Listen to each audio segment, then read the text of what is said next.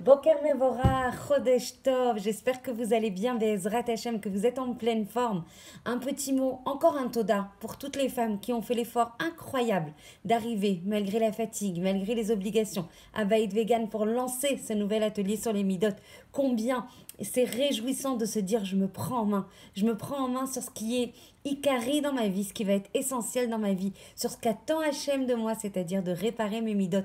Et de là, on aura une source de délivrance, que ce soit dans le Shalom Bayit, que ce soit dans notre épanouissement personnel, que ce soit dans le chinour de nos enfants, que ce soit dans notre Géoula personnel ou dans notre Géoula Bezrat Hashem de l'ensemble du Ham Israël, puisque si on parfait nos midot, alors Bezrat Hashem, on pourra recevoir la Shrina à l'intérieur de nous, recevoir la Shrina à l'intérieur de nos maisons et à l'intérieur de tout le Ham Israël. Ceci étant dit, j'aimerais partager avec vous sur un sod, sur un secret que j'ai lu dans le Likoté Moharan de Rabbi Nachman de Breslev, que son mérite puisse nous protéger. Combien c'est important dans des épreuves, dans des situations où on a l'impression qu'on s'en sortira jamais, qu'on est complètement enfoncé dans le rocher, dans l'obscurité. Quel est le sod, quel est le secret de réussir sa Avodat Hashem, de réussir sa vie en général, alors que des fois les épreuves justement nous mettent à rude épreuve, nous mettent et nous malmènent et nous chahutent et nous secouent. Quel est le sod qu'on apprend? L'unique voie pour réussir sa Avodat Hashem. Et ceci est valable et transposable dans l'ensemble des filières, dans l'ensemble des domaines de notre vie. C'est la capacité de l'homme à se réjouir du peu qu'il a. C'est une règle de vie qui va te permettre en fait de réussir dans tous les domaines de ta vie, de limtso et asimcha bameat. Trouve la simcha, trouve la joie dans le peu dont tu disposes, sachant qu'on a beaucoup. Mais même si nous, on voit peu, même si dans notre lecture extrêmement moukbelet, limitée, on voit du peu, dans le peu que tu as, cherche la simcha, cherche le chiour du ciel, chiour shel hashamayim. Dans ce que tu as à disposition, tu dois chercher en fait la simcha et la capacité à léodot, à remercier Akadosh Baruch Hu.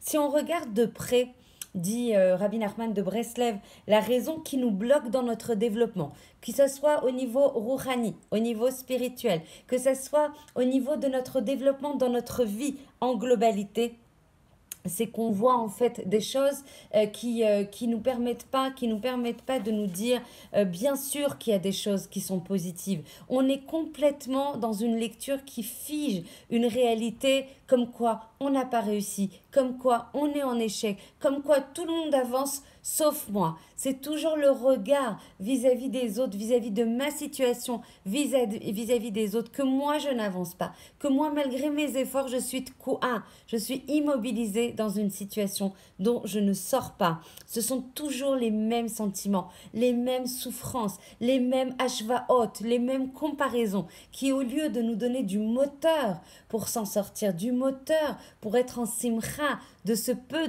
qu'on a à disposition dans certains cycles de notre vie, c'est au contraire la capacité à se dire finalement même ce peu, je l'ai pas. Alors qu'en fait, l'unique voie de réussite, c'est d'essayer de se réjouir de ce qu'on a à disposition. Et la simcha, elle va émaner justement du fait que l'homme va chercher que même dans son matzav, qui peut paraître relativement difficile, même plus difficile que ça, Hachem va le protéger de ses rachamim. Le fait de voir les clins d'œil, le fait de voir les allusions, les rémazim, même dans les tsarot profondes, même dans des périodes difficiles dans lesquelles on est éprouvé, on peut voir les chasdés, on peut les acquérir, on peut reconnaître les chasdés Hachem, les bienfaits d'Akadosh Baruch Hu. Hachem, il va nous envoyer des shlichim, Hachem, il va nous envoyer des envoyés, il va nous envoyer des messages, il va envoyer des choses qui vont se développer et débloquer dans d'autres domaines. Hachem, il va te montrer que malgré le méhat que tu imagines avoir, Hachem, il est là à chaque instant dans ta vie. Hachem, il t'abandonne pas. Hachem, il n'est pas contre toi, même si tu passes une période de nisayon et d'épreuve. Il faut prendre conscience qu'Hachem, on mashgiach alayr, il te protège à chaque instant et jamais il ne te lâche. Et ça, c'est une source de joie, une source de roga, de calme intérieur, de se dire oui, je passe une épreuve. Oui, c'est difficile. Oui, j'aimerais avoir beaucoup, beaucoup plus de hatzlacha par rapport à tout ce que j'investis, que ce soit dans le domaine spirituel ou dans le domaine de ma vie en général. Mais quand tu te réjouis du peu que tu as, qu'est-ce qui va se passer? L'homme va se sortir de son amertume, de sa mériroute. Il va se renforcer en termes de bitachon atzmi. Il va renforcer, il va renouveler ses forces. Il va puiser dans la carotte, dans la reconnaissance, dans l'identification des rachamé akadosh baruch Hu d'Hashem. Il va justement puiser de nouvelles forces. Il va rafraîchir son bitachon atzmi. Il va récupérer de la vitalité. Et du coup, grâce à cette simcha, qu'est-ce qui va se passer? Il va adoucir les dynimes qui pèsent sur lui. Il va adoucir les xérotes, les décrets qui pèsent sur lui. Justement, Dafka, en prenant conscience qu'Hachem est avec lui, qu'Hachem lui envoie tout le temps des petits clins d'œil, des petits sourires, en lui montrant, mais bien sûr que je suis là. Et bien sûr que même dans ce dans ce moment où tu es éprouvé, je suis là, je te lâche jamais. Je serai jamais contre toi. T'es ma fille adorée. Je t'aime plus que tout. Je t'aime d'un amour infini et d'Afka parce que t'es en tsar. Je réside, je repose sur toi. Donc n'aie pas peur. Grâce à cette simcha, de sentir la présence, de sentir la shmira, de sentir la ashgacha d'Akadosh Baruch Hu, il va adoucir la xéra, adoucir les décrets. Et du coup, il va sortir de ses malheurs et il va accéder au Yeshuot. Et dans le Likutei Moharan, de nouveau, il est rapporté même dans tes problèmes, même dans les souffrances les plus kitsoniot, les plus extrêmes. Tu dois chercher les bienfaits d'Akadosh Baruch Hu, tu dois les reconnaître. Il y a toujours des délivrances et des réussites privées, même des toutes petites, même celles qui te paraissent marginales, même celles qui te paraissent relative par rapport à tous les malheurs qui peuvent nous t'éprouver. Quand tu vois le sipour de Yosef Hatzadi qui était dans un état, le si au niveau spirituel et qui est tombé dans le si de la Toum 1, dans l'extrême inverse de l'impureté, tu te dis mais comment? C'est quoi son secret? À Yosef Hatzadi, comment il a pu surmonter toutes ces épreuves alors qu'il a été jeté dans le puits, qu'il a été vendu par ses frères, qu'il a été séparé de son père et qu'il était toujours sa mère. Erzayachol, c'est pas un être humain.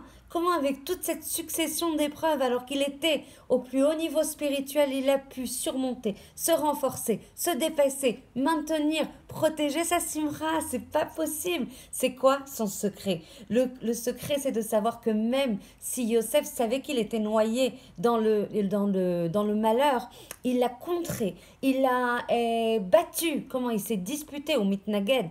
Il s'est opposé au Yetzerara, qui voulait lui faire entrer, lui instiller, comme à nous tous, des fois des images et des idées, que tout est fini pour toi. Ça y est, ils veulent les gmoriti, ils veulent vraiment mamash, les hashmidoti, m'annuler, me terrasser. Le Yetzerara, il se dit, t'as vu ce que tu vis?